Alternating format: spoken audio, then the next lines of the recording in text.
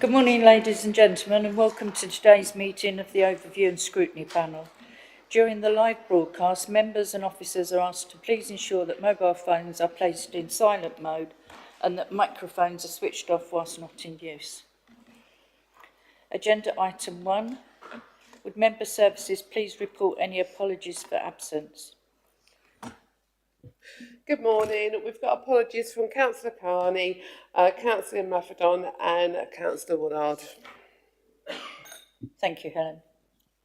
Agenda item 2, which is previous minutes. We're being asked to approve the public minutes at pages 3 to 12 of the public agenda pack as a correct record of the meeting which took place on the 2nd of December 2024. Can I ask any member who does not agree with the minutes to indicate that now? I see no objection to the proposal to approve the minutes as a correct record of the meeting, so they are now agreed. Thank you.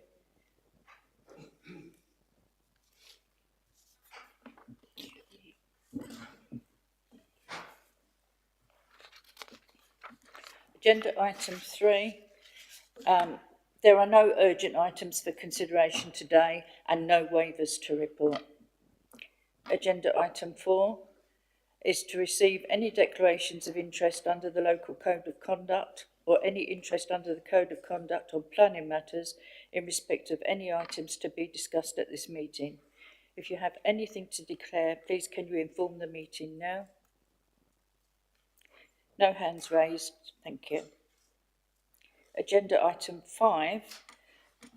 The next item on the agenda is an update on previous actions. Responses to the questions previously raised with Anglian Water have now been provided, and currently there are no outstanding actions. Yeah. Chairman, what about the business plan from Anglian Water? Because we asked a few questions. For example, I asked a question about have they got any more plans for upgrading pipes in the rural areas? And they said it was dependent on that, and that would be sent. Obviously, we're waiting on that, so I think that needs to be but I think that needs to be an action so we can make sure it's actually delivered. Yeah.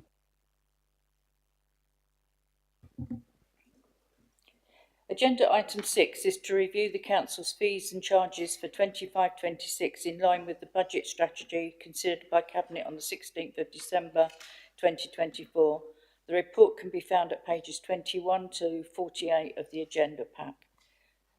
Welcome to members and officers. When you're ready, please, do you want to do a presentation? Because I'm assuming that everybody has gone all through this. Is there anything you particularly wanted to introduce at this stage before? No? So if we move straight into questions then.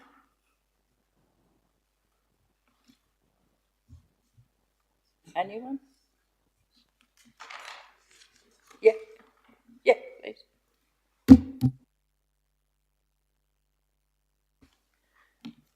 Thank you, Chair. Can I just ask about the Port of Wisbech Authority charges? Yeah, the 10% increase does seem a bit high after the 25% increase last year. I wondered why that was, and could it be that having another increase might give us less people using the Port Authority and therefore less revenue coming in?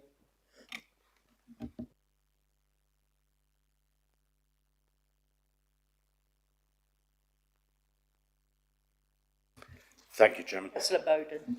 First of all, my apologies. I do have a heavy cold, so if my voice gives way, apart from the fact that all of you will be cheering, I'm afraid that it'll be Councillor French who'll have to step into my shoes and answer any questions, and I'm sure she'll be pleased to know that without having any foreknowledge of that fact. Thank Councillor Barber for her question.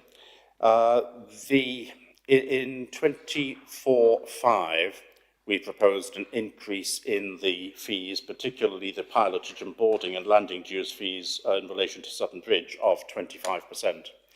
After discussions with the Port of Sutton Bridge during the course of the calendar year 24, and given how price sensitive these fees are in relation to the volume of business which goes through the port, We agreed using the Section 151 officer's authority, but with the agreement of me as the portfolio holder for finance, and with the agreement of the portfolio holder for economic growth, that 25% increase would be reduced in December 2024 by 12%, giving a net increase of 10% on the previous year's figures. It is planned that there be a further 10% increase, but my understanding is that that is likely to take place in December 2025, not in April 2025. The matter is being looked at the moment by officers, and it will be reported at the next cabinet meeting, I believe, to be determined, but it won't be a 10% increase with effect from the 1st of April 2025, and the 25% increase there was previously was largely mitigated.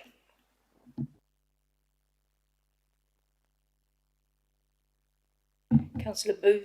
Thank you, Chair. A question in relation to the fees and charges on ports is when will the review for Wisbech Harbour actually be completed? The issue around funding was raised quite a number of years ago because I was on the work and task group to look at that, and we've still got no decision about what's going to be happening with the port.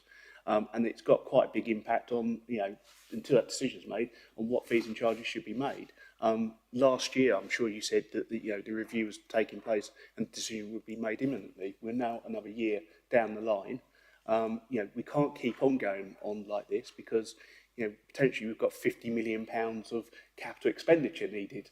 So a decision needs to be made. Why is it keep getting delayed and delayed and delayed and delayed? Councillor Bowden. Councillor Booth is entirely correct, other than the fact that I don't remember using the word imminently 12 months ago, but urgently, most definitely.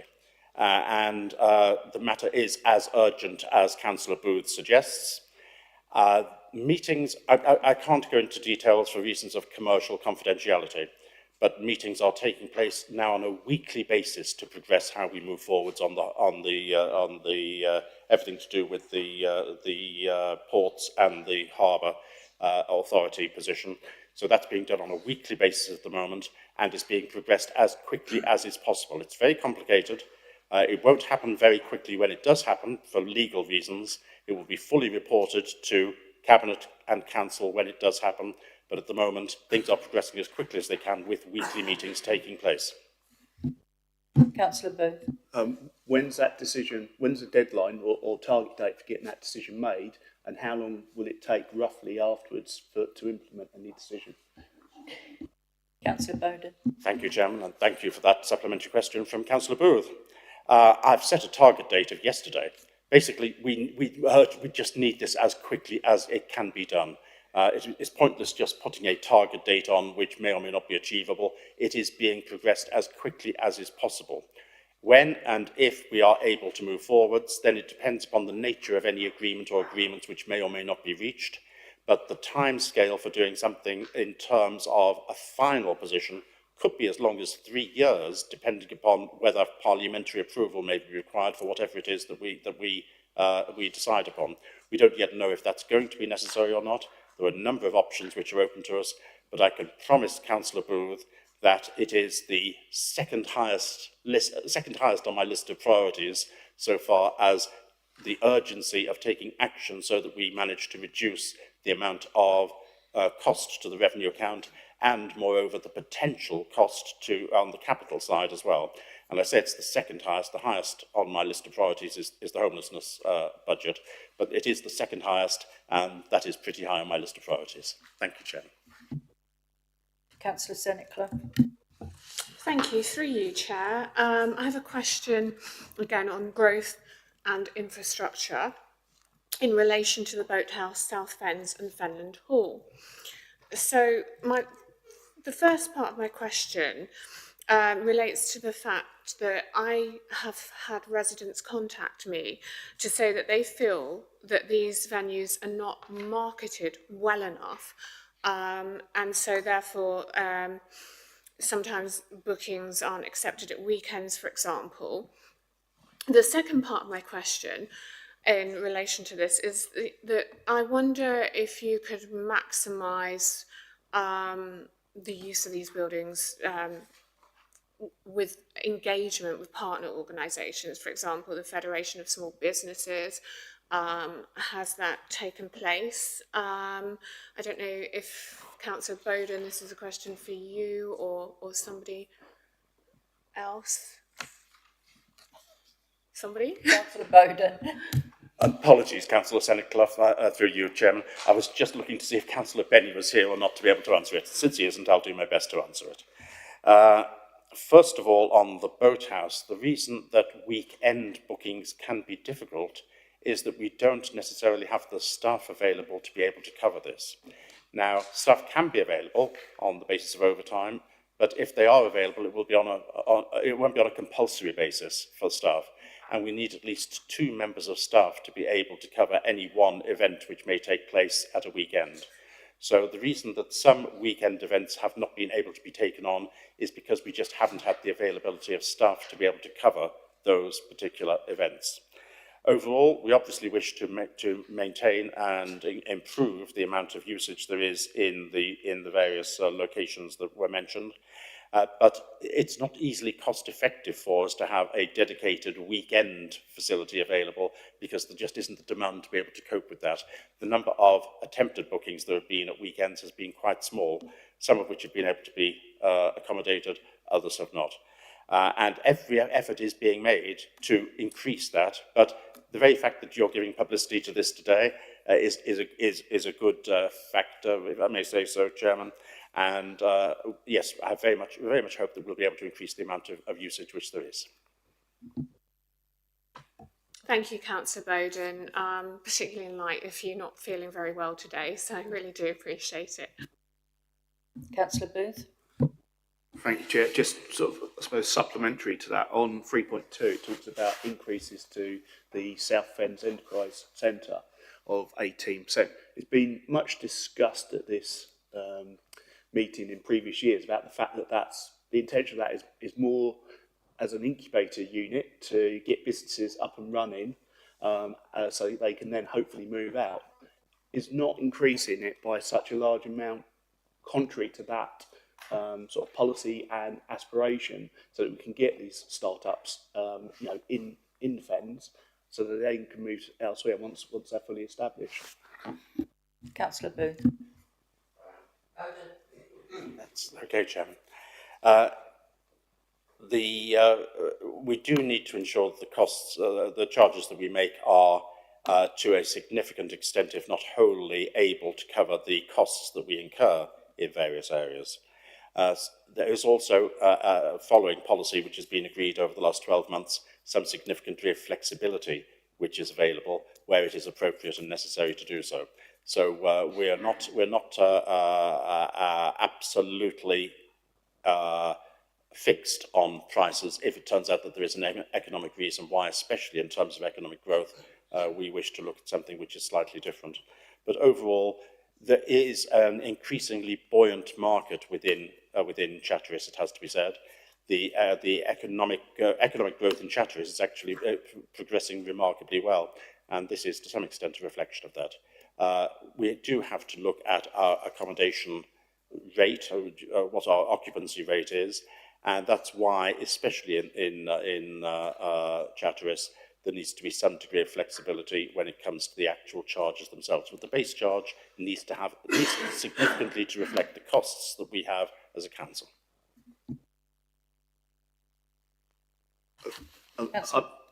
Thank you. I must admit that's slightly different to the impression I think councillors and officers have given to this committee in previous years, that it's there to sort of help them start. The priority was about getting these businesses up and running as opposed to covering the costs. And it was mentioned, I believe, in previous years that sometimes we would take a bit of a hit, but the idea was that they would be successful, they'd move on, and actually the council would then benefit more by getting business rates from other places that they then go on to occupy. So in the long term, it was actually going to be a net benefit to the council. Councillor Bowden. Yes, thank you, Chairman. The mathematics don't quite work out, as Councillor Booth is suggesting, because ultimately a national non-domestic rate is a zero-sum game, because if people are moving out, they're only moving out to other premises which already are rated, unless new premises are being built. And to the best of my knowledge, no new premises have been built in Chatteris to accommodate any business which is moved out of the business park. They've all moved into other accommodation which is already there and has already been the subject of NNDR income. It's also, there are two things. The first is that there is more vacancy in Chatteris than there is in the other business parks. So there isn't the same need, desire, encouragement for people to move on, because we're quite happy to have them continue to stay in the premises so long as we have capacity to be able to take new businesses in. That may change at some stage or other, but at the moment we certainly don't try and push people out of Chatteris, most definitely not. And we do need to bear in mind that many companies, they don't actually want the disruption of moving. Now, if we were in a position, Chairman, of having a real shortage of supply of units available and of rooms available for new businesses, we would have to change our policy. But at the moment, our policy is fairly open so far as allowing companies to remain there even after they have begun to become established. However, the impression which has been given, Chairman, to members about the business park in Chatteris in particular is a correct one from officers, and that is we show more flexibility, especially on price, in Chatteris than we do elsewhere, because the situation has been historically quite different in Chatteris in terms of supply and demand. That appears to be beginning to change. We'll have to see if those shoots of improvement continue to show, but we most definitely are not looking to put a time limit on the amount of time that a business stays in the business park at the moment. Councillor Hicks. Unfortunately, Councillor Booth beat me to the drop there, because I was going to ask a very similar question, so I've got no more to comment.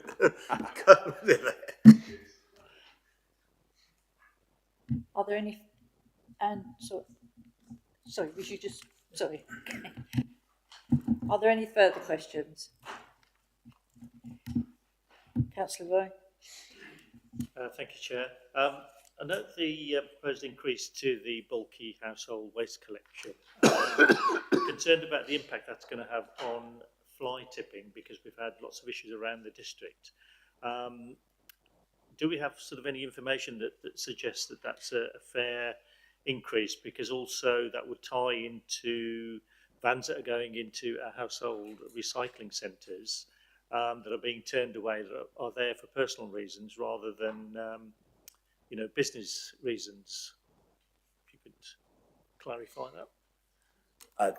If I may, Chairman, may I suggest that Councillor Murphy may wish to answer the question about the charges, but so far as the recycling centres are concerned, they're not ours, they're not Fenland District Councils, they're Cambridgeshire County Councils, and we don't actually control what happens with those.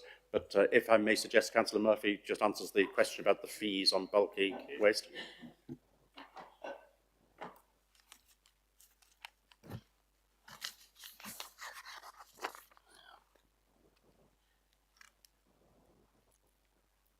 Trying to find which one it is. Yes, the question there was the household is running really well, and it will carry on. And to do that, it's like everything else at this day and age. We've had to put prices up everywhere, and I'm afraid that's what's going to happen, and will happen again next year, I suppose. And just right, the household waste centres, really we use them, but they're nothing to do with us at all. It is the county council that runs them, and they have the say in everything. Who goes in, who stops, and all. Thank you. Thank you. Councillor Barber. Can I just say, in answer to that, and I think the bulky waste collection is exceptionally good, for the price for up to 5 articles, and the fact that residents, neighbours can combine their articles and combine the prices, share the prices, I think is excellent when you look at how much the actual companies will charge for that. I think it's very good. And also the brown bin charges. Personally, I have 3 brown bins, and I think it is an excellent charge. A pound a week, really, for each bin. It costs you much more money to drive to the tip and the time taken to do it. I think our charges on that are very good. Yeah, Councillor Booth. Oh, sorry. thank you very much for that, because we have no problems whatsoever with any of those, and I hope it keeps like it. So, thank you. Councillor Booth. Thank you, Chair. I've used the bulky waste collection, and it's been like a good service provided. So in previous years, I think the point Councillor Wood is probably making is if we increase it, is it going to increase the prevalence of fly tipping, which is quite a big issue, particularly in the villages around Wisbech, because it seems to be that everyone drives out to the countryside and dumps it. I'm forever having to report fly tipping. So I know Peterborough is having quite a similar issue. One of the routes I drive to work every day, every week, there was at least some type of fly tipping, and it's all bulky waste. So the more you increase the costs, the more potential there is for fly tipping to occur, and actually it's going to be more of a cost because we're going to have to dispose of it. So I think the point is, even though you say you want to increase the cost to cover the running costs of it, will it have a detrimental impact on the long run because there'll be more fly tipping occur? And just on the brown bins, I totally disagree. It's good value. It's a service that the council should be providing free of charge, and I've said that over many years. I just wonder whether there's any way that I know we don't run these recycling centres, but we must be able to liaise with them to it's the degree of people that are now being turned away. Lots of people drive these huge sort of truck things, and the minute you see people going in with those, you see them coming straight back out because they're turned away, because it's assumed that they're a business, and despite whatever it is that they're trying to dump at the time is perhaps obviously not even business type waste, they still get turned away, and yet they're not going to pay for a licence because they're not business. So what do they do with it? They go away and they tip it. I'm sure that's why we've got this increase. Yeah, thanks, Chairman. Just to come back on that point specifically, and Councillor Murphy will correct me if I'm mistaken, but if there are people who aren't operating as a business but turn up in what looks like a kind of commercial vehicle, if they can, my past experience at least suggests that if you can evidence the fact that you aren't a business and you're just turning up with your own personal waste, you can apply for an exemption and get a certificate or something that does allow you to tip the waste that you have, if you can evidence that. Now, those regulations might have changed, and if they have, I'm sure Councillor Murphy will correct me. No, they're still the same.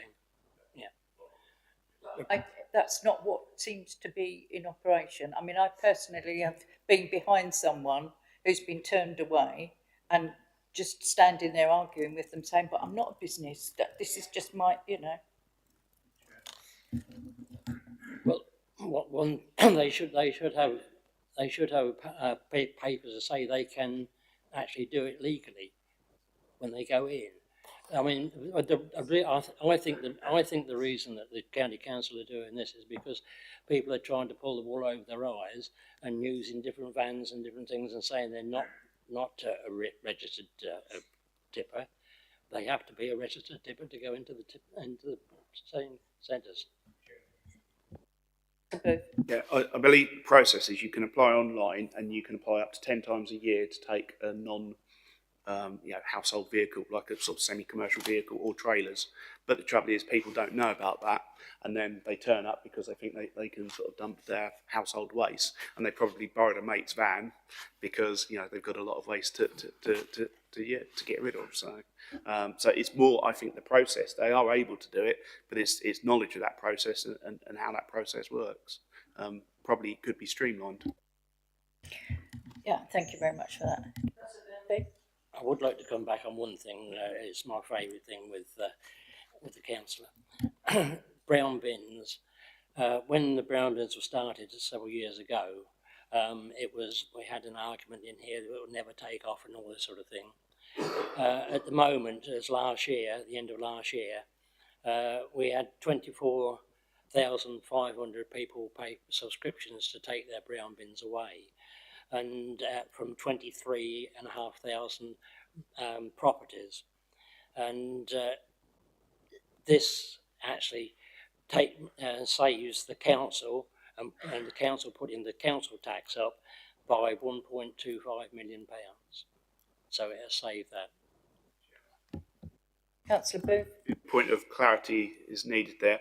I didn't say it wouldn't take off. What I made the point was that actually it was basically a backdoor council tax increase for council taxpayers, because they would be forced to have to pay for it unless they've got other means to dispose of their garden waste. So, I think at the time it equated to about 10% council tax rise for having to pay to use a brown bin.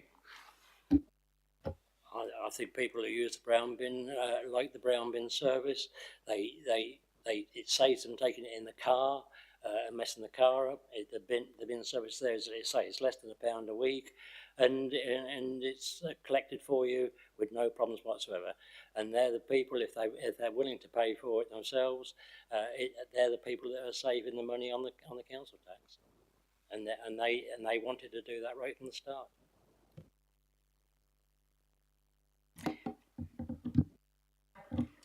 I think this issue with people turning up to dump private waste with vans and lorries, part of the problem is the staff at the recycling centres are Cambridge County Council staff, and I don't think they're encouraged to make it known that people can apply for exemptions, because the worry always is that traders will then try and get round having to pay for licences. So it's a catch-22 situation, but I think it's something, if people are worried about, they need to be made aware that they need to apply to County Council. It's nothing at all to do with Fenland District Council. I also have another question on something totally different. We've recently issued with a revised set of fees and charges, and I noticed that in the original paperwork we had, Hackney Carriage and private hire all had charges, most of them around about 2%, but there was one at 14.9%. What is the reasoning now for the revised fees and charges all to have nil increases? Councillor Bowden. Thank you, Chairman. May I suggest Councillor Hoy may care to answer that one? Thank you. I have to be honest. It was about taxis, wasn't it? Because I was unfortunately talking to Councillor French, so about the increases. So I have asked for that to be held as they are, because I don't think we want to be, a couple of reasons. We don't want to be putting any extra burden on taxi drivers at the moment, given how few we do have. And the second reason is because I have been asking officers for quite a while, which hasn't yet been done, looking at ways we can streamline the process. So there's other councils do things called like Taxi Plus, where you go onto their website and you apply on there, and it does everything for you. So it does, your checks, your various checks that you need carried out for you, your knowledge test. It does everything, rather than now where we've got 5 or 6 different things that people have to A, pay for, and B, do. So I think we do need to look at streamlining the process. So until we've streamlined that process, I wouldn't want to be messing with the fees and charges. Councillor Tierney.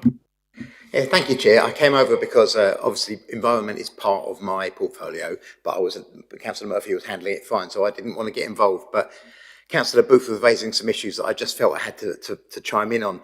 In regards to collections at the centres, it's absolutely true that it is difficult to drop things off. It's more and more difficult, and that is creating an increase in fly tipping. But those decisions aren't made by us. Those decisions are made by county council, where the Liberal Democrats, of course, are in charge. And they are the people that he should be taking the issue up with. We need to be sure that people who've got perfectly valid waste can get rid of it without bureaucracy and hassle, because otherwise they get frustrated and do stupid things, which we don't want them to do. I think we should be putting pressure on county council to look at the rules again, rather than to just somehow accept the blame, which is not ours. Thank you. Councillor Booth. Chairman, I was explaining the process, as I've seen it. I mean, I use the household waste site. The staff there are always extremely helpful and polite and courteous. I think the issue that we were raising was around increasing the bulky collection from households, which this council provides, and the fact you're going to increase it could well lead to people fly tipping, because the more you increase it, the more potential that people think, I'm not going to pay that charge. So obviously what we're saying is being taken out of context to have a political dig at the county council, as per usual. Councillor Tierney. So it's not being taken out of context at all. What's happening is that a question is being asked, deliberately avoiding the bulk of the question, because people who are asking the question don't like the way that leads. The simple truth is that county council control those rules. Those rules are so bureaucratic, people are finding it difficult to drop that waste off.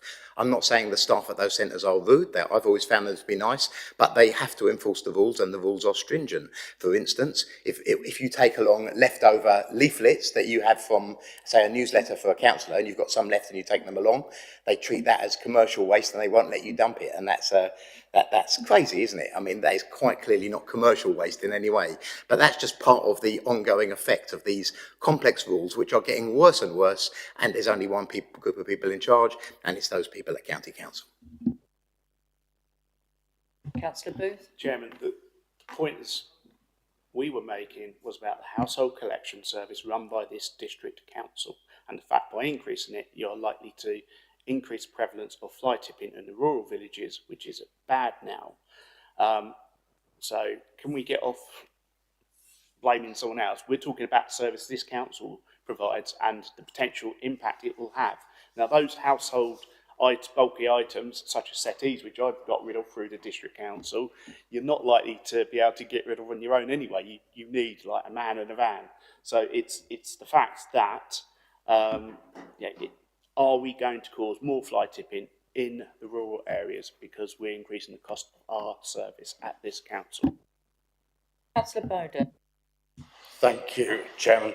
And Councillor Booth is correct. It's been unhelpful to bring in the household waste collection areas, disposal areas, as well as talking about our bulky waste service. And probably that shouldn't have been brought in. But it was under the questioning, which is why we've been answering those questions. So far as the bulky waste is concerned, it's a matter of drawing a balance. And there needs to be a balance drawn between the cost to the council and the service which is provided to people. And I think it's been generally accepted, even around this table, that what is provided is good value compared with the alternatives.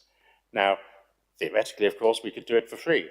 But if we did it for free, the cost, A, would go up, and B, it would be a complete burden upon the council taxpayer itself. We could charge a completely commercial rate, in which case we'd probably have fewer things to pick up, and there would be a greater danger of things being dumped. So it's a matter of getting a balance, and that is what we're trying to do here, and we continue to try to do. Unfortunately, as part of that balance, we have to take into account the costs are always rising. Thank you, Councillor Bowden. Councillor Tierney, did you want to say anything else? No, I'm happy to leave it. I can understand why the questioning made Councillor Booth uncomfortable. Councillor Murphy. Yeah, I just wanted to say one thing. If anybody could give us any idea how we can stop it, but a lot of this fly tipping now is caused by people on Facebook. They're putting on Facebook, outside my house is a washer or something like that, and if you can come pick it up, could you do so? Well, we have no idea where that's going to when if somebody goes and picks it up, and it very often you find it fly tipped somewhere else, and that is happening day in, day out on Facebook. And if we could stop that, it would be fly tipping would stop. Well, not totally stop it. It will stop it a lot. Councillor Senate Clough. Thank you, Chair. Just on the point of, yes, we are discussing FDC's waste, but I don't believe we can separate the two because obviously fly tipping is a drain on staff resources at FDC. But my main point was about the bureaucracy around these tips. On the one hand, there is a lot of bureaucracy, but on the other hand, I have it on very good authority that the people that work at these tips and manage them are actually selling the goods, which raises all kinds of issues in terms of if they're selling on white goods that may not be checked and may have electrical faults and blah, blah, blah. So on the one hand, there is, I feel, hypocrisy around that. You know, so much bureaucracy to dump these items, but then they're going on to sell them. Councillor Hicks. One side point, and when you go down there and buy anything, it's always cash. Where does that cash go? Because it wouldn't be going to the county council. You mean when people buy stuff? Yeah.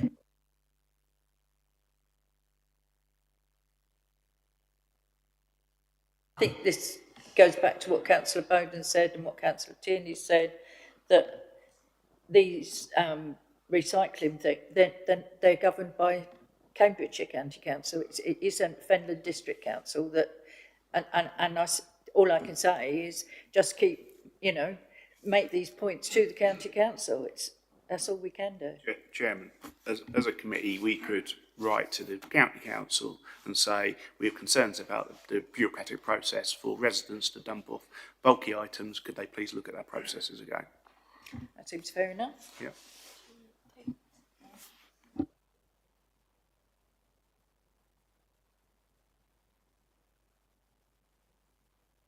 Evening. Yeah.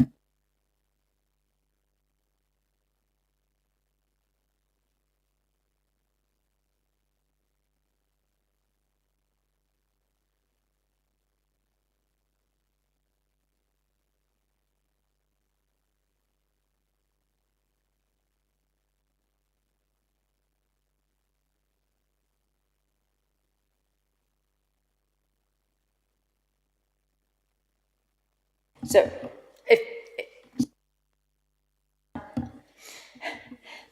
if there's no further speakers, then the recommendation at page 22 is for members to consider the proposals contained in the report under Appendix A and to recommend that Cabinet include the proposed fees and charges in the budget for 25-26. Is that agreed? Thank you.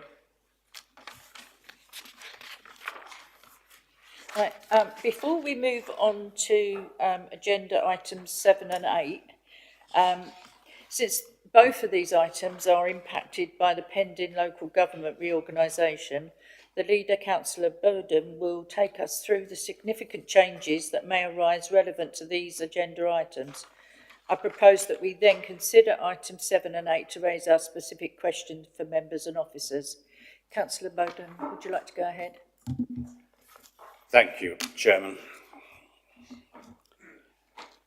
We've had, for the last 6 years and more, a fairly consistent policy which has been followed in this council about how we move forward prudently, cautiously, carefully looking after the assets of the council and at the same time ensuring that the burden on the council taxpayer is kept as low as possible. And there's a lot to be said for consistency, despite the American satirist Ralph Waldo Emerson, who said that consistency is the hobgoblin of little minds. There's a lot to be said for consistency, but not consistency for consistency's sake. And when things actually change, then sometimes you have to change your policies. And we have experienced a significant change in the last month. A week before Christmas, the government issued a white paper, which it called devolution, and it intended to, give us notice that it was going to do various things. It was going to create mayoral combined authorities across the whole of England, and it was going to institute local government reform, such that all of the councils which currently are two-tier authorities, all of those areas which are two-tier authorities, together potentially with some of the neighbouring smaller unitary authorities, would all be subject to a reorganisation so that there would be a consistent pattern of unitaries right across the country. Government advised that they intended that these unitaries would have a population of between 500,000 and 1 million each. The district councils, such as Fenland, would all be abolished. The county councils, such as Cambridgeshire, would all be abolished as well.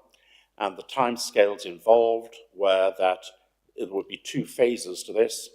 One phase involved the changes taking place on the 1st of April 2027, and the second phase, 1st of April 2028. County councils were asked which of the two tranches they wished to go in. The county councils were meant to consult with their district councils.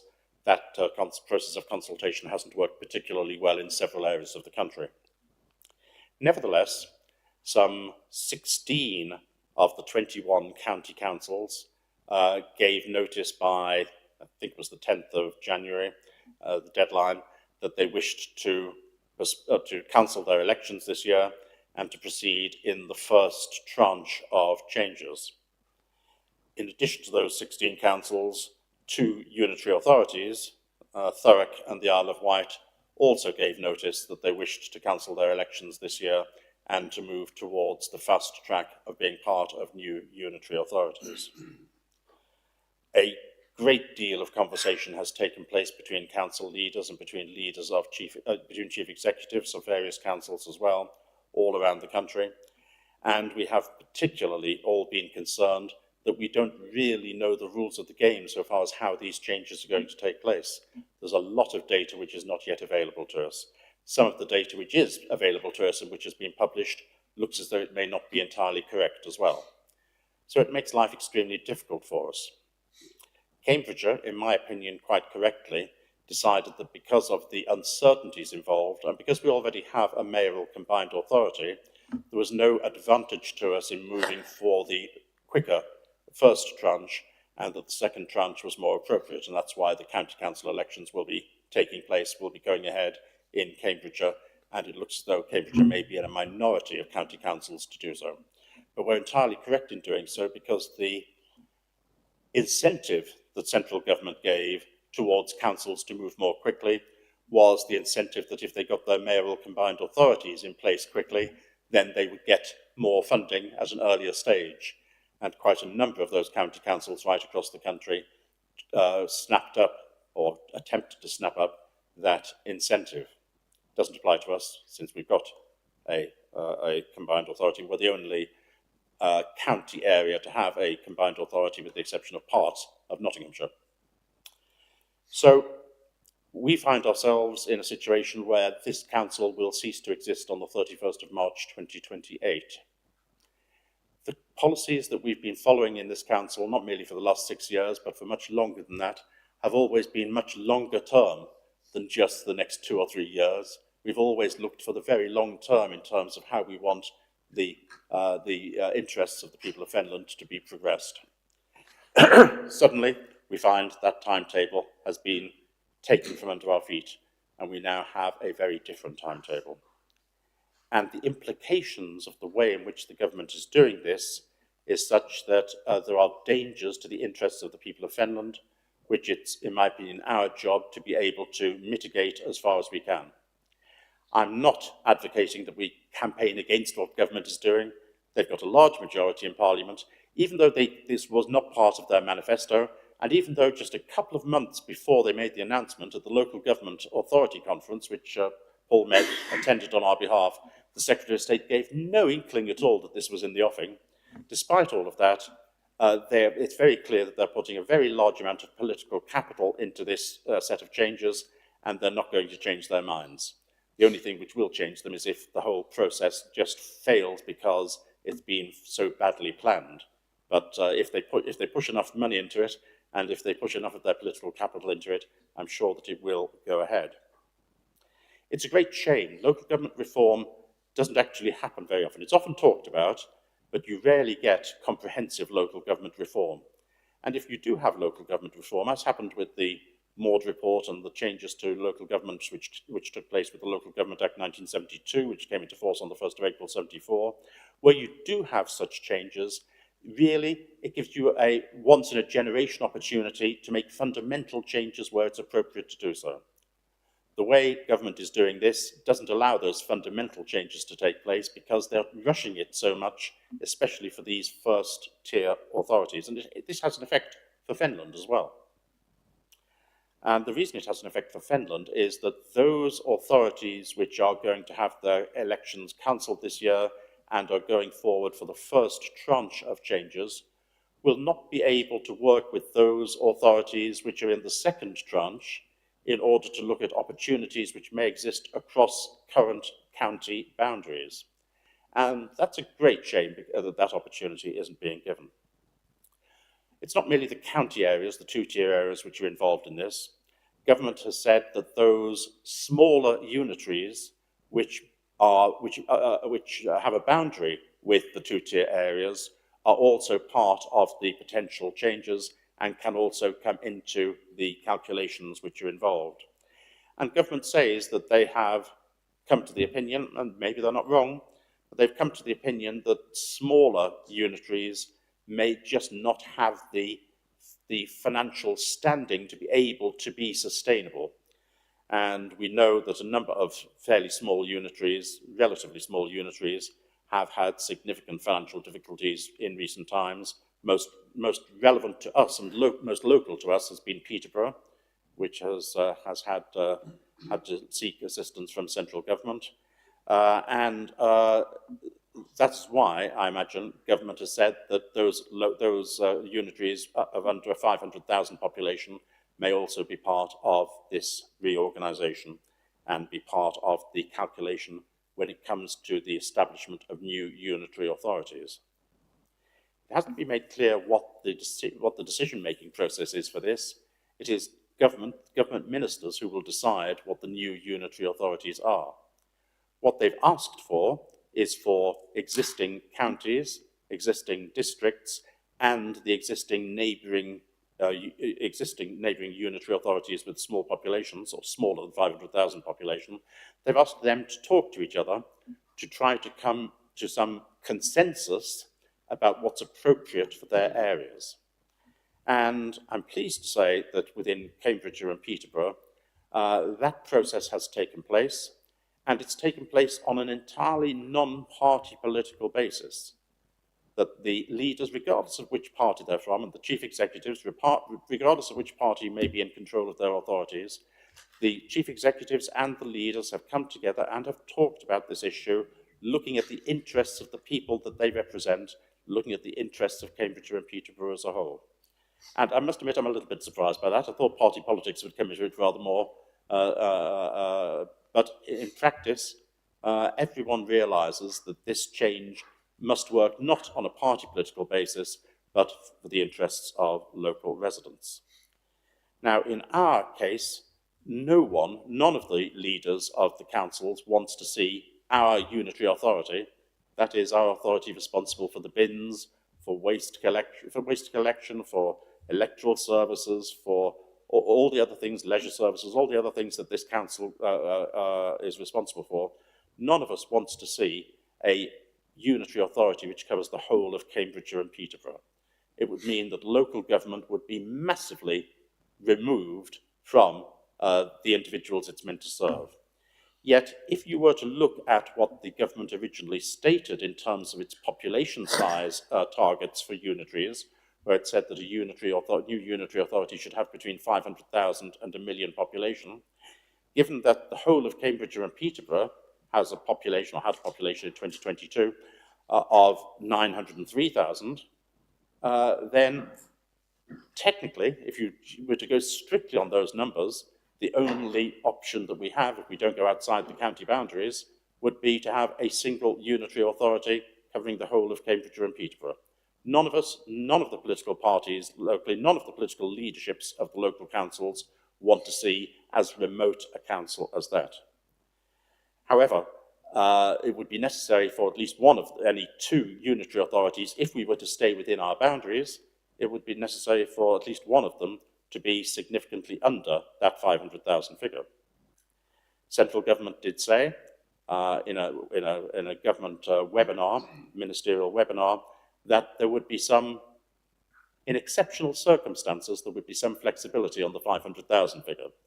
And the flexibility they mentioned at the time was maybe as low as 450,000, which is a flexibility, but not much of a flexibility. Having said that, since then, various representations have been made to ministers by leaders of Labour local authorities, of Labour district councils, city councils, and they have received assurances from the minister, allegedly, that figures as low as 300 to 350,000 may be permitted, which begins to defeat the object of the exercise that the government originally stated.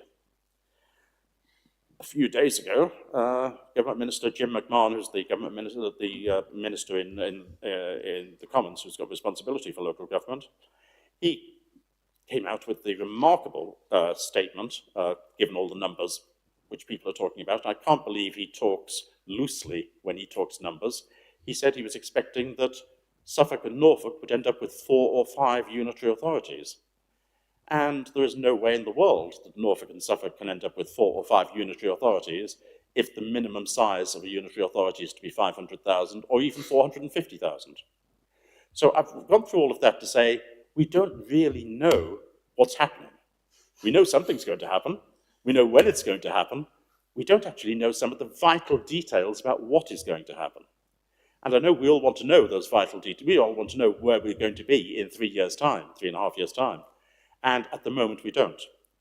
Now, Minister Jim McMahon is meant to be sending a letter to all authorities sometime this month, giving more details. And we hope that he will give some firm details to allow us to make some firm recommendations when it comes to the decision-making. But ultimately, the government pretty much can do what it wishes. It can make whatever rules it wants. It can break whichever of its own rules it wants to break. And we don't know where we stand. If we were looking at this, though, in terms of local government reform as being a once-in-a-generation opportunity to correct anomalies and to look at what local government should be, rather than what we've inherited from, in some cases, from the Anglo-Saxons in terms of when boundaries were created, in our area, we need to look at the functional economic geography of the area. And the functional economic geography of the area is largely based around Peterborough, but extends into Lincolnshire, South Kesteven, South Holland, extends to Rutland. Almost all of Rutland is within the Peterborough travel to work area, even parts of Northamptonshire, as well as within Fenland, and parts of Huntingdonshire as well.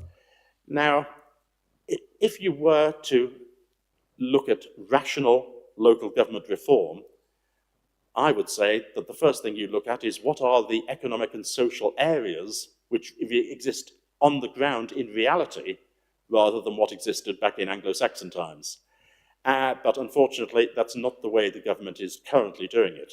Nevertheless, they've said they will entertain any suggestions which have a consensus locally, even if they do cross traditional county boundaries. It's clearly not their preference, it wasn't their intention, but it's a possibility. It's not absolutely impossible that existing district councils may be able to be split between 2 unitary authorities. But again, and that wasn't permitted in previous unitarisation under the previous government. Again, central government saying they will consider anything which is put forward which meets local needs and local requirements.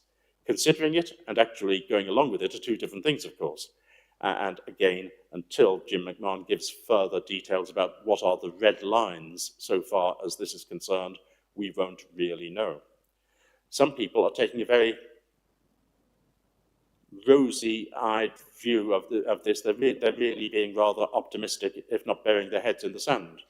For example, the smallest unitary authority in the country, which is Rutland, their leadership seems to believe that they are immune from any changes. They won't be subject to any of the changes which are taking place because they're a special case. And we'll They managed to get out of the Local Government Act 1974 and get the unitary authority set up a decade or so later. So maybe they have some justification for saying that, but I don't really think that a unitary authority of 41,000 can possibly fit into the system that central government are suggesting is the minimum required in order to have a sustainable set of local authorities around the country. One of the reasons that there is this problem of sustainability is, of course, the lack of central government funding for some major areas, most of which are outside the district councils. In district councils across the country, there's a failure to provide enough money to deal with homelessness, but in financial terms, that's minuscule compared with the failure properly to support children's social services, adult social services, and the special education needs, and for the disabled as well, the SEND costs. And councils around the country, upper tier councils and unitary councils around the country are struggling massively because of that failure. And to some extent, this reorganisation, the way it's taking place, is almost trying to paper over those cracks. And I don't think it'll paper over the cracks for very long, because ultimately you just need more money in the system in order to achieve what needs to be achieved and meet the needs which there are in the system as a whole. Nevertheless, we are faced with what we are faced with. We're faced with what the white paper says, the clear intention of government to have the councils change at those times. We have had discussions with all of the councils in Cambridgeshire and Cambridgeshire County Council itself and Peterborough City Council, and we've even had discussions with South Kesteven and South Holland and even beyond that. But having said that, until we know where we stand, those discussions are merely initial attempts at reaching out to open up lines of communication. Lincolnshire is one of the 16 county councils which has asked to go on the fast track. It's asked for its elections to be abolished for this year. In fact, it's final. It won't have any further elections. And if it is on the fast track, and if it is going to go into a unitarised system on the 1st of April 2027, then there will be no way in which we can be part of that, despite any logic there may be for a Peterborough-based functional economic area being the basis of a unitary authority. If Lincolnshire are in the first tranche and we're in the second tranche, then because of the lack of consistency, the lack of joined-up thinking which there is in this whole process, we just won't be able to have that. That won't be on the table at all. We won't know whether government will agree to what Lincolnshire have asked until later. Government has to give an answer by the 24th of February because that's the final date on which any elections can be cancelled by central government. They probably will give an answer earlier than that. So sometime in the next 4 weeks or so, we expect to hear which of those 18 councils, the 16 counties and Thurrock and the Isle of Wight, which of those will have their elections cancelled this year and which will not and will go ahead in the second tranche.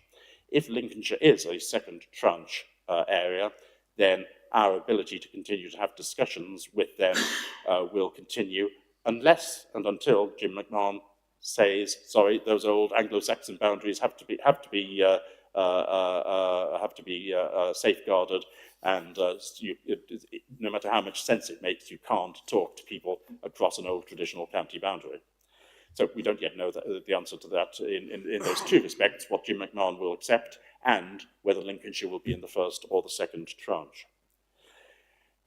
I could talk at considerable length, Chairman, and I'm sure you wouldn't welcome that, about all the possible permutations there may be. What I can say is, especially if the county council boundaries, traditional county boundaries, aren't sacrosanct, a change which takes place in Bedfordshire can have a knock-on effect for the councils for the North Lincolnshire Council and for the North East Lincolnshire Council, because ultimately it's like a jigsaw puzzle, and all the pieces eventually have to cover the whole of the area. It's made more difficult by the fact that some councils do not want to have anything to do with what are deemed to be problem councils. So poor old Slough Borough Council, with its enormous debts that it's created, none of the local authorities in the local area nearby want to be in a unitary authority and inherit all of those debts. So they're almost playing a game of pass the parcel there, and whoever's left when the music stops will be the one that Jim McMahon puts Slough in with. So we're seeing a lot of that sort of thing happening in areas right around the country, and it does make it really difficult for us to work out what the right way of proceeding is so far as that is concerned. So we need more information. We hope within a month, we hope this month we'll get more information from Jim McMahon, and we should within less than 4 weeks find out what Lincolnshire is doing. Having said all of that, assuming that we are going to be in a unitary authority, assuming that we're not split up, and I think the likelihood of Fenland being split between unitary authorities is very small, but assuming that we are going to be in a new unitary authority, then what will happen for us is that all of our assets and liabilities will be transferred on the 1st of April 2028 to the new unitary authority. And, depending upon whether we're talking about a unitary authority of 500,000 or 1 million, we will constitute between 10% and 20% of the population of that new unitary authority. Just for the sake of making my life a little bit easier, I'm going to assume it's 15%, just because I don't want to keep on saying 10 or 20%. So, on average, we'd be looking at us being 15% of a new authority. 85% of that new authority's population will not be in Fenland.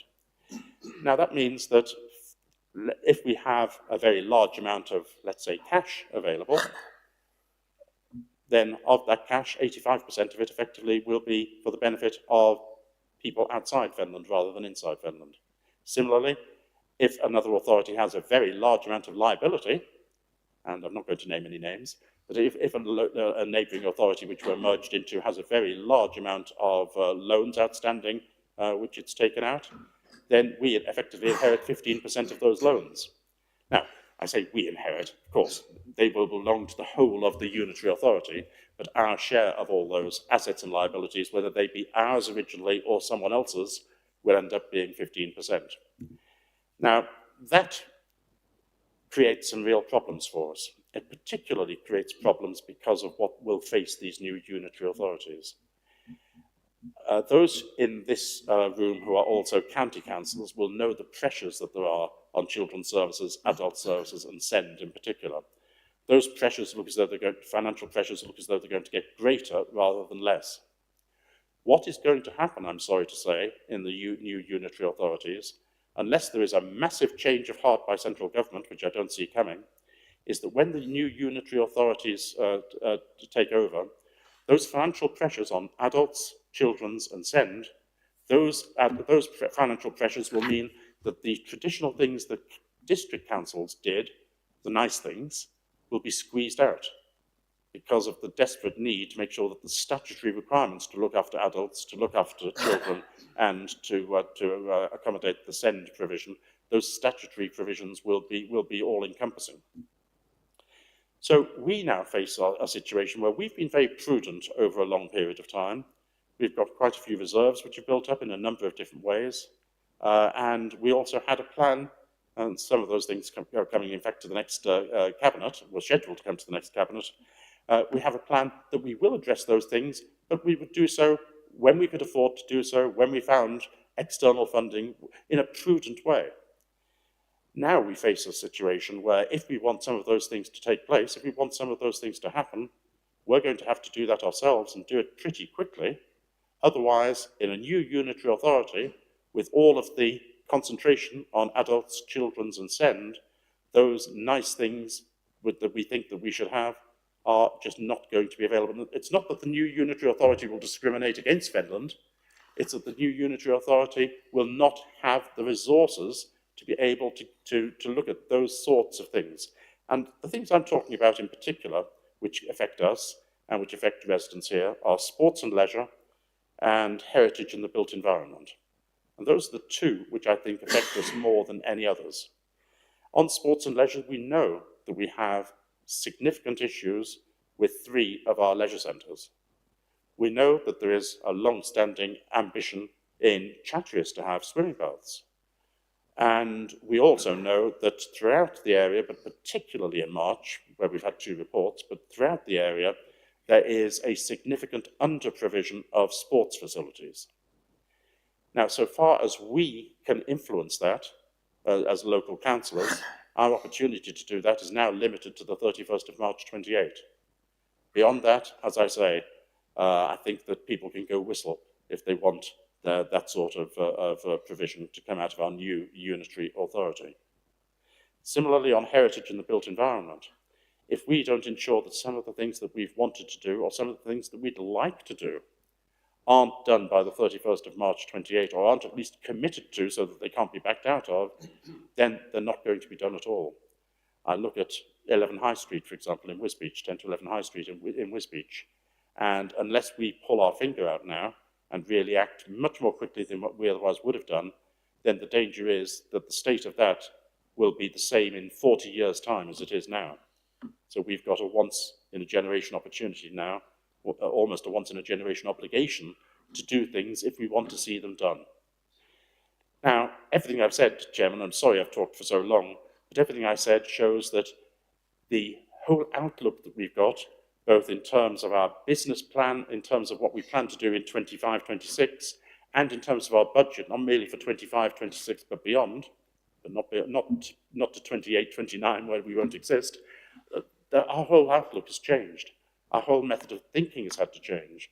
And I've had considerable conversations, lengthy conversations with the Chief Executive over the last 3 weeks and so on, or more, 3 or 4 weeks, lengthy conversations about how we managed to do this. And I will be speaking to him in more detail later today to start putting some flesh on the bones of what I've just been saying today. But because of that, the draft business plan, which was very well crafted, as always, by officers, with Steve Tierney giving leadership on that to ensure that the plan is clearly enunciated, that plan is going to have to be changed very significantly for 25-26. And the same goes for the budget. That's going to have to be changed very significantly. And it's going to need to be changed in 2 different ways. In general, the first is to bring in the desired capital expenditure that we wish to see expended over the course of the next 3 years, but also to ensure that on the revenue side, that the revenue costs that we have are reduced where possible, and if we can increase our revenue in some cases that we do, but we'll need to make sure that that is brought into greater balance over the course of the next 3 years, whilst at the same time continuing to provide the basic services that need to be provided for this council and for the residents of the area. And that's more difficult than it might sound, because whilst in some areas there will be no problem at all, there will be a seamless transition, and our staff will be just tupied over on the 1st of April 2028 to the new unitary authority, and residents won't notice any different from the week before to the week after. In other cases, I'm sorry to say, and I don't want to go into too much detail in this for very obvious reasons, but in other cases we may find that members of staff may look for more assured employment in other areas, maybe areas which are not going to be subject to local government reorganisation, and we may find ourselves under pressure from losing staff in some key areas. And that may be such that it might provoke some difficulties in maintaining the basic services that we want to maintain. Now, the Chief Executive is more than well aware of the problems of this potential, as it's already been communicating with staff about what is going on, and has already been giving consideration to how we may make changes in order to mitigate any such problems. Those problems won't be unique to Fenland. They will be problems which will affect every county council and every district council, and possibly some unitary authorities as well. So what I've been outlining to you is that the outlook that we've got and what we have to put in our budget and our draft business plan has changed fundamentally in the last 4 weeks. Fundamentally changed. And it would be ridiculous if we just put our head in the sand and just carried on as before, as though nothing is going to happen. It is going to happen. No amount of campaigning against it is going to change it. There are some local authority leaders around the country who are trying to campaign against what the government is trying to do and trying to change their minds. I'm sorry to say that's not going to happen, except maybe at the margins. We are going to just have to accept this is going to happen, and we need to make the best of it for our residents, and that's the most important thing. And that I hope we will be able to do, regardless of party politics, but to put our residents first. So apologies for speaking for so long, Chairman, but I hope that that gave a good background to what's been happening in the last 4 weeks. It's given as much information as I reasonably can, unless you want me to start talking about the details of different authorities and what each one wants to do and the funny shapes of some of the proposed unitary authorities. I don't think you really want to know all the details of the moving jigsaw of the possible combinations of different authorities in a new unitary, especially when we don't know the rules. So it's all very hypothetical at the moment. But nevertheless, I think it's really important to give you as much information as I can of what we know at this time and to assure you that we are very much on top of this as far as we possibly can be, and it will fundamentally change the business plan and the budget that you see in front of you today. Thank you, Chairman. Thank you, Councillor Bowden, and thank you for the explanation. It's all doom and gloom, really, isn't it? Are there any specific questions for Councillor Bowden in relation to the reorganisation before we move on to other things? No? Councillor Hay. Yes, you've covered a lot of what my question was going to be about how the government announcement will affect our business plan. I think you've covered that in detail. Presumably the capital projects we're already committed to are safe. Would you say that's the case? Councillor Bowden. No, Chairman, I'm not going to say that because, to be perfectly honest, I haven't re-evaluated all of the existing capital programme.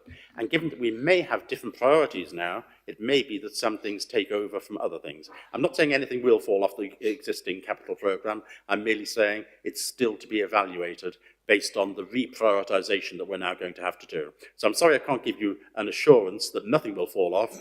I can promise you that everything is going to be evaluated to ensure that it still is in the right place with the right degree of priority. I've got one other question.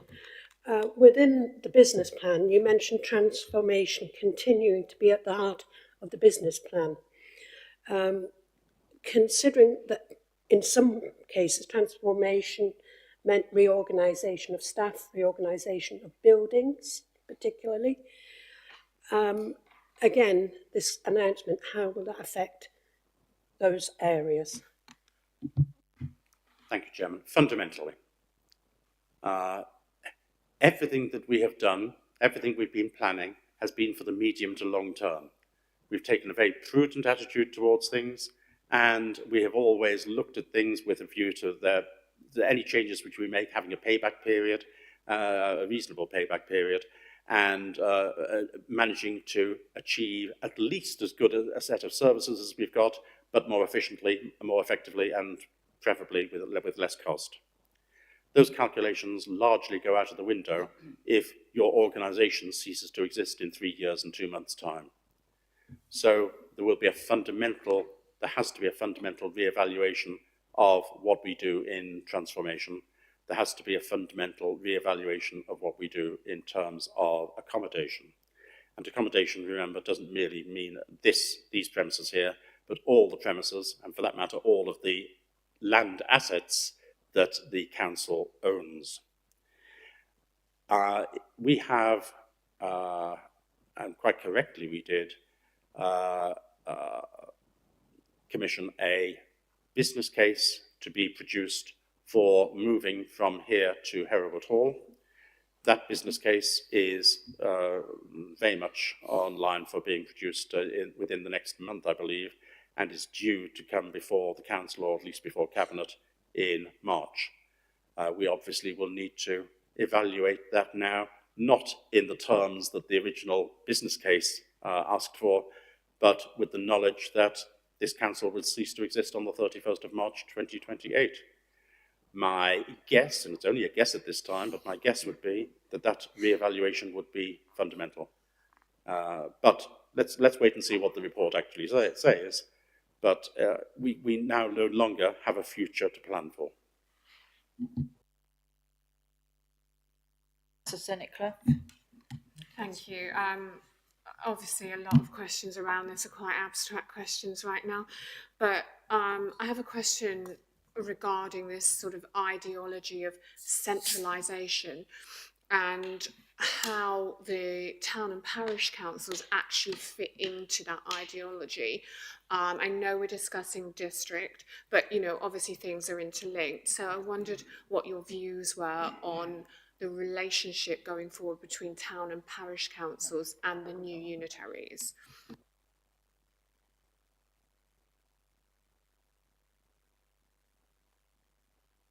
Burden, sorry. Thank you, Chairman. Oh, quite an interesting use of terminology from Councillor Senate Clough, Chairman, talking about centralisation. Government has announced this, in fact it was the title of the white paper, as being devolution. And of course, it's only devolution, depending upon your viewpoint, in terms of how local people will interrelate with so-called local government. It's far from devolution, it is a removal of local government to somewhere far distant. Now, whether in future all of our services, our bins, our grass cutting, all the other minutiae of the things that we do, whether they're controlled from Stamford or from Alconbury or from Cambridge City, who knows?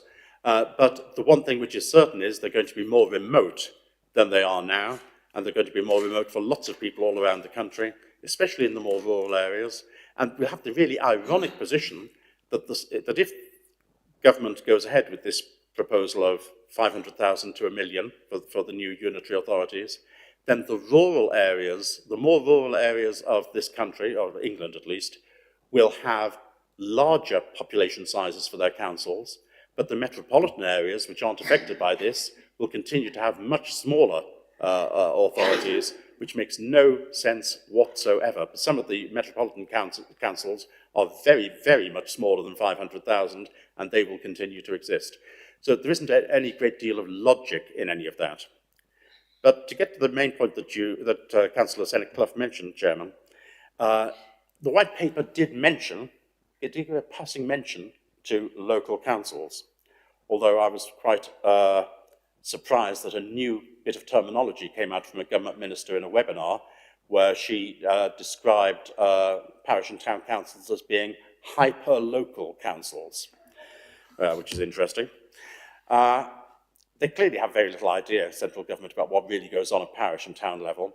They did say, in theory, maybe some responsibilities can be passed to parish and town councils, but in practice, given what parish and town councils are, I don't see that, for example, leisure centres are going to be passed to town and parish councils.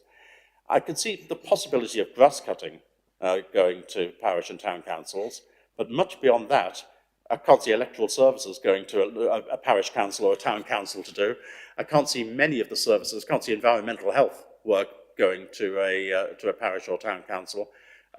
Certainly I can't see planning going to a parish and town council. So in practice, of those responsibilities that the districts and the county currently have, I just can't see many of those really being devolved to parish and town council level, because there isn't the infrastructure within the parish and town councils, there isn't the sustainability, there isn't the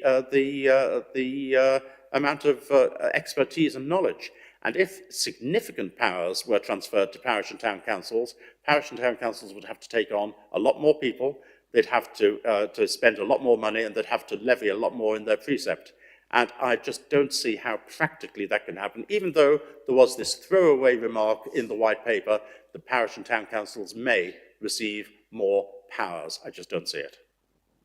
And I'm sorry, Chairman, I may not have answered the whole of Councillor Senate Clough's question. If I've failed to answer any of it, please, if Councillor Senate Clough can let me know. No, that's absolutely fine. Thank you, Councillor Roden. Councillor Booth. Yeah, I mean, just the observation I want to make is there's been plenty of announcements regarding local government over the time I've been a councillor. They don't always come to fruition on the dates that have been indicated. Classic example is the Fairer Funding Review, which has been going on probably for 10 years, and we keep getting guaranteed it's next year. And probably even more of a longer term thing was the council tax house rebanding, which every government kicks down the path. So although we're talking about the dates you said, I would say they're proposed. They're not necessarily definite dates at this moment in time. They could change. We'll just have to wait and see what comes out after the consultation. After all, it is consultation. They do have a duty to listen to what people say, as per this district council. But anyway, my main point I want to go back onto, though, was about the business case, because obviously that's the main agenda item here. So I'm just looking at that. So you're saying that that's going to have to change quite substantially from next year onwards, or are you saying you're going to make substantial changes to it before it goes out as a final item for this year?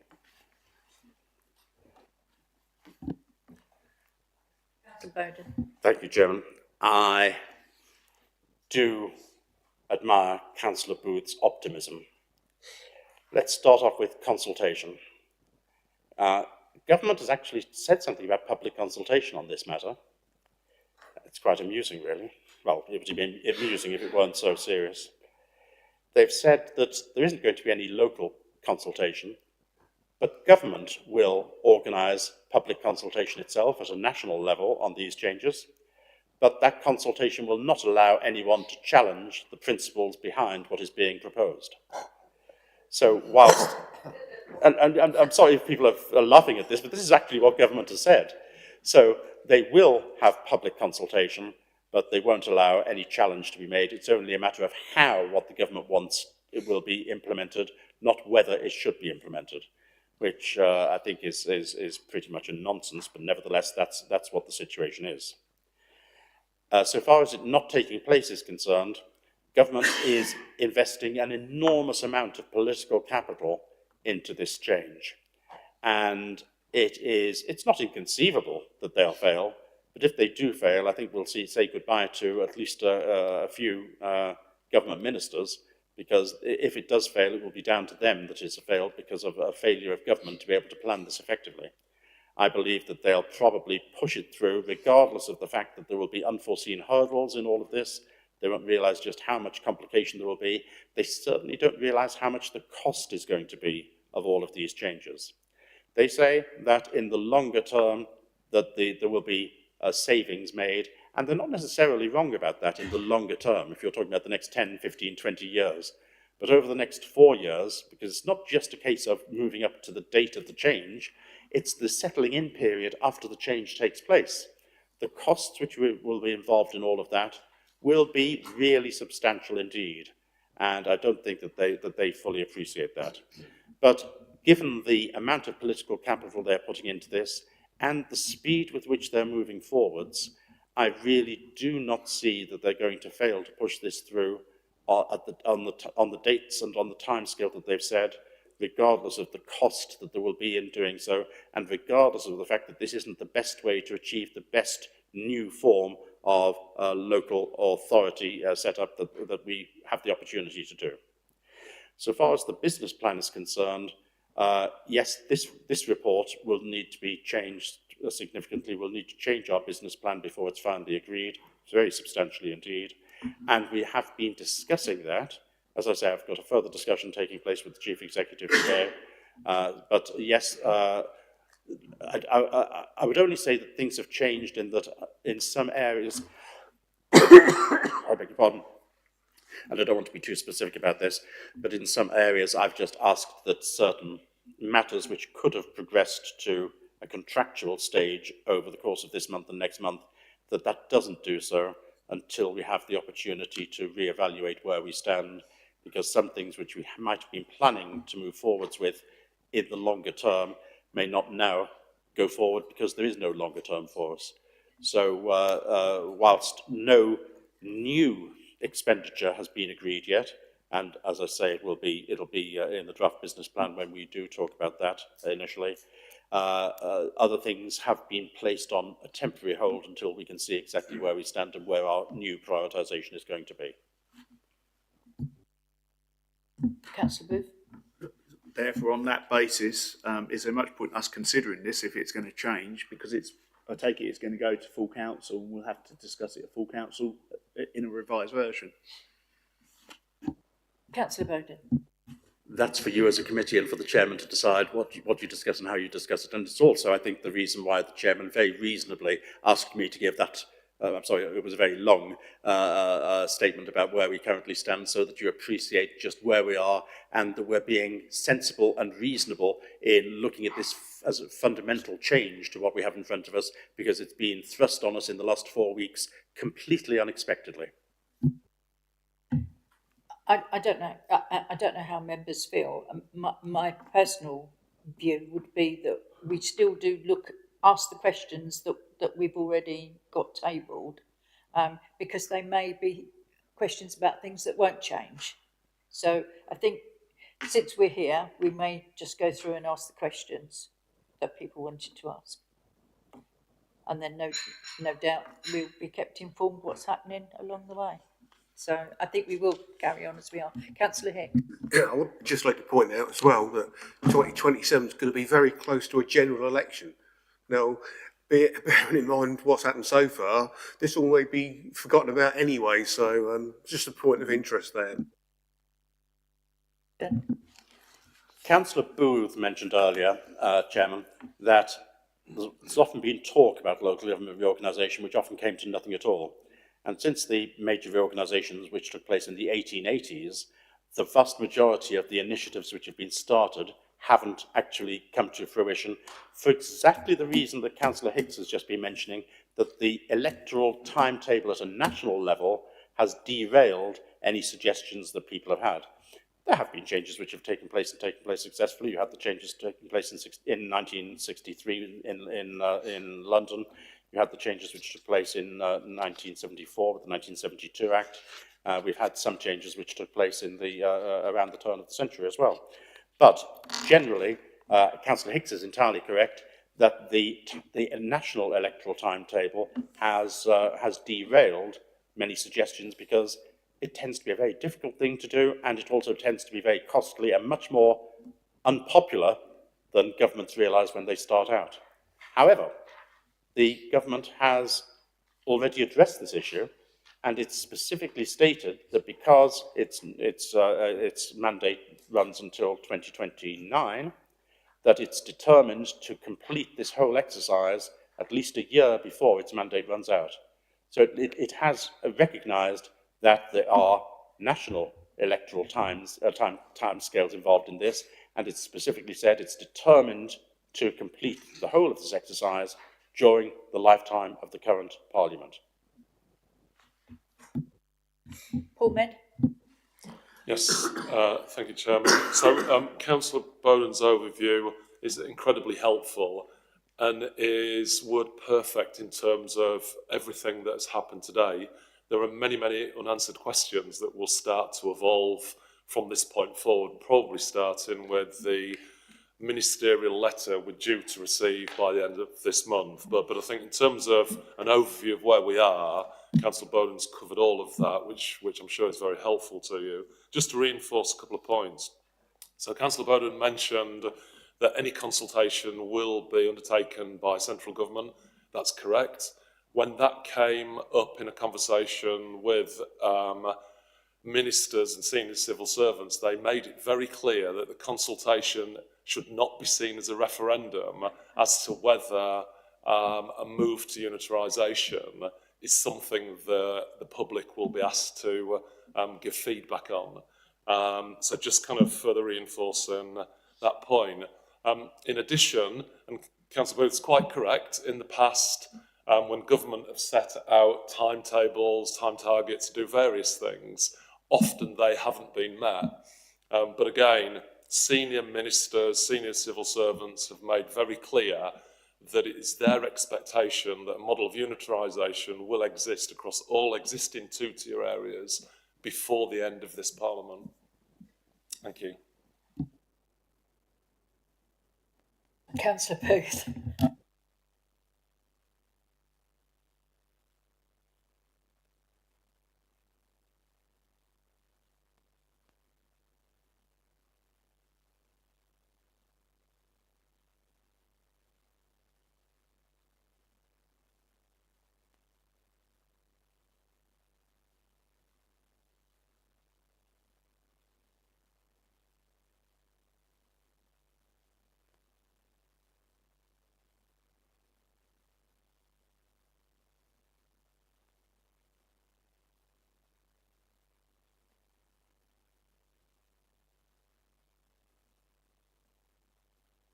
Councillor Bowden. Thank you very much indeed, Chairman.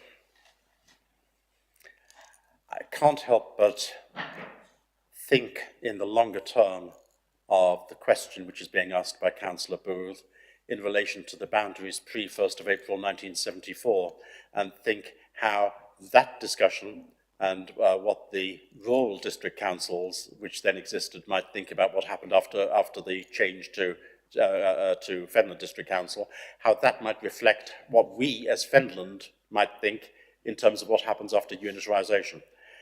So I must admit to being somewhat cautious in my response here. But my response is that, first of all, we have to understand that many of the services which we provide are provided in the towns and utilised by people not just from the towns but also from our villages. But secondly, that there may be, and there are, some particularly local requirements in the parished areas rather than the towns, which we must not ignore. So again, there has to be a balance here, and maybe some of the bigger ticket items are going to be in the towns because they do service, take the leisure centres for example, they do service the whole of Fenland. They service both the towns and the areas surrounding the towns. But that's not to say, in fact it's quite definitely not going to be the case, that means we ignore the parished areas entirely as far as things are concerned, and there will, I'm absolutely confident, be items within our reprioritisation which will specifically relate to specific needs, specific things which are lacking at the moment in parished areas.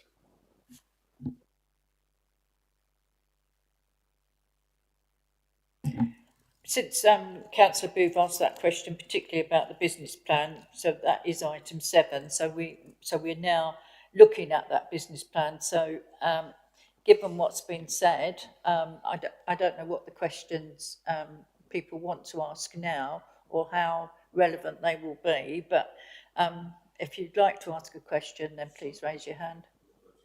Oh, sorry? No, this is on the business plan.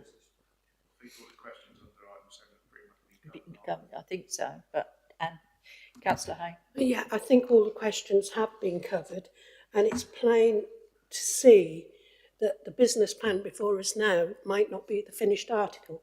My understanding is that it will go back, it will come before full council to be discussed, but the likelihood is it will need to go back to Cabinet to be revisited and rewritten. Am I right? I don't want to give a definitive answer to that because the next Cabinet and Council, after the Cabinet meeting which is taking place next week, the next Cabinet and Council are taking place on the same day, if I recall correctly. So it may or may not be appropriate for it to go to Cabinet before Council, but most definitely on that day we will see significant revisions to the paper that we have in front of us today.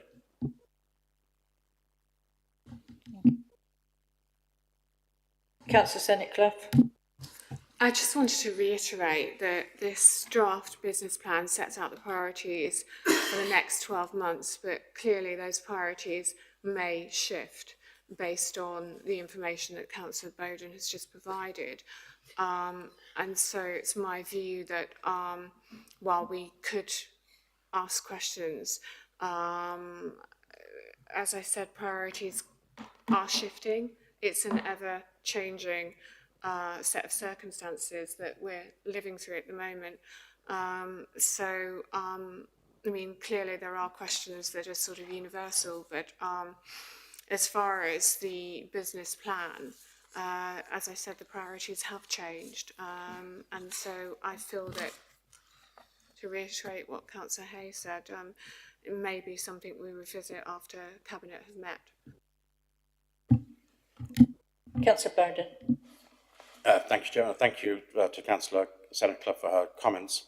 There's one thing I need to emphasise. Whilst we will have a significant reprioritisation in view of the termination of this council, we also, over the course of the next 3 years and 2 months, continue to need to provide services to our residents, and we need to continue to ensure that those services are provided as efficiently and as effectively as possible.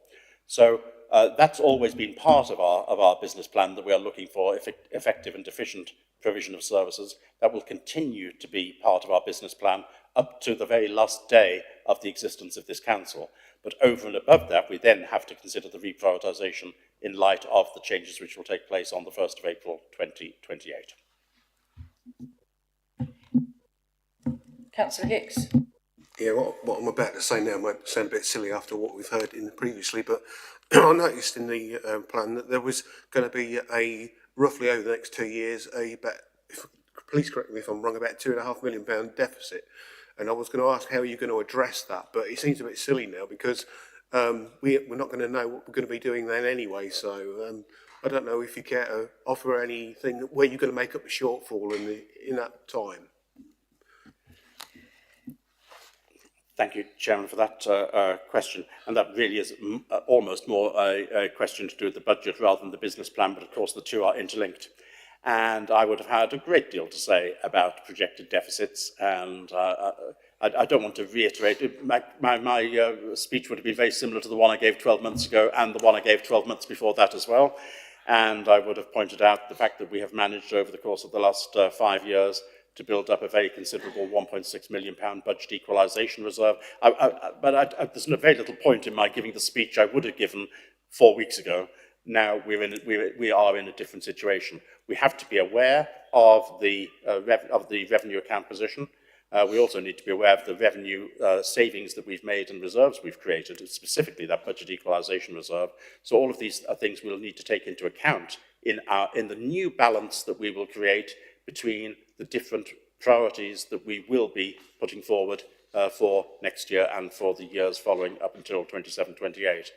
But in terms of the longer term than that, we just don't have it now.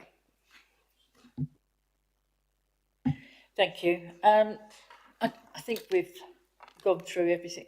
Sorry, Councillor Booth, did you want to say something? Yeah, I mean, just on this point about the budget, I mean, yeah, obviously, not wishing for Councillor Bone to reiterate what he has said over the last 12 months, but it does appear that we are getting into a worse and worse position. I know he's talked about the fact in the past that we have managed to sort of come in roundabouts where we needed to, although this year, I think last year was an exception.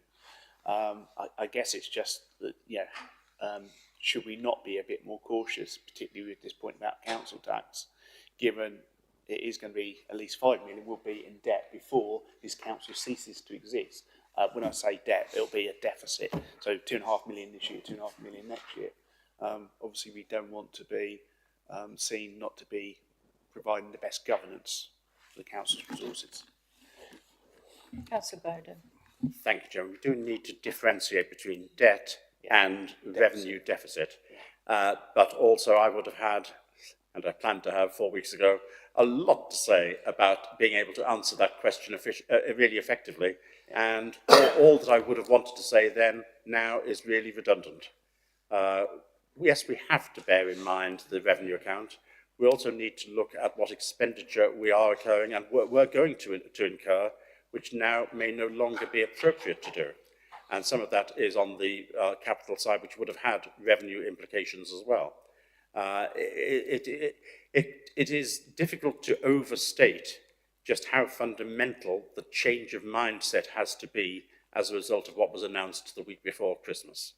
And it is so fundamental, it could hardly have come at a more difficult time for us in terms of the budget process that we've got to undertake for 25-26. But we are where we are, and we have to make the best of it, and we have to look out for the best interests in the longer term of the people of Finland. And I don't want to rule anything in or out at the moment because there is so much uncertainty as far as all of this is concerned.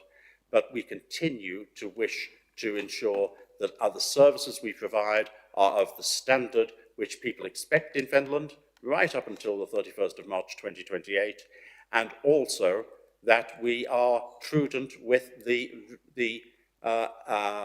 resources, both on the council tax side and on the asset side in the council, that we are prudent with the resources which belong to Finland and which should be used for the benefit of the people of Finland.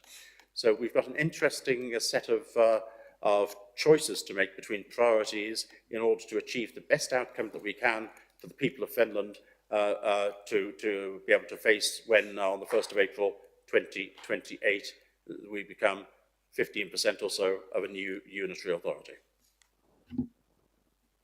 Thank you. We seem to have drifted uh, from the business plan straight into the budget. So just for order and for the sake of the minutes, can we just I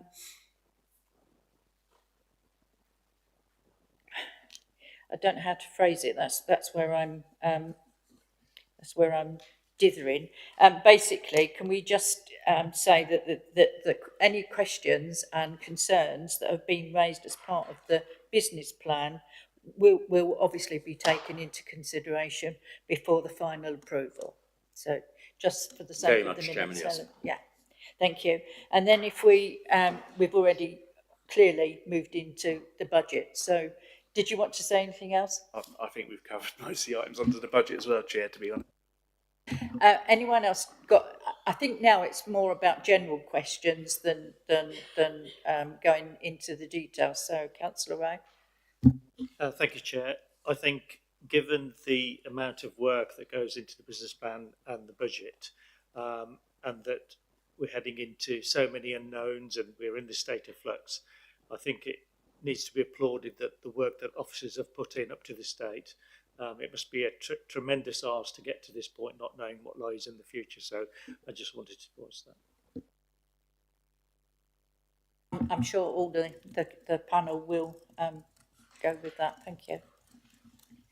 So do we have any general questions that people were concerned about in the budget that might still be relevant, shall we say? I think they're all shell-shocked. That's what's happened there. I mean, to be fair, I think most of the questions have been answered already, Chair. So, you know, I was going to raise a point about the Wisbech port and the capital expenditure, but I think that's been covered earlier on in the meeting. So, if everybody's happy, and again, just for the sake of procedure, all the comments and questions will have been noted and they will be included for consideration again before final approval of the budget. Thank you. Thank you all very much. Thank you, Councillor Berridon. That was given how unwell you obviously are. You did remarkably well. Thank you. That's kind of you to say. Thank you, Chairman. Agenda item 8 is the future programme, which appears at pages 103 to 104 of the agenda pack.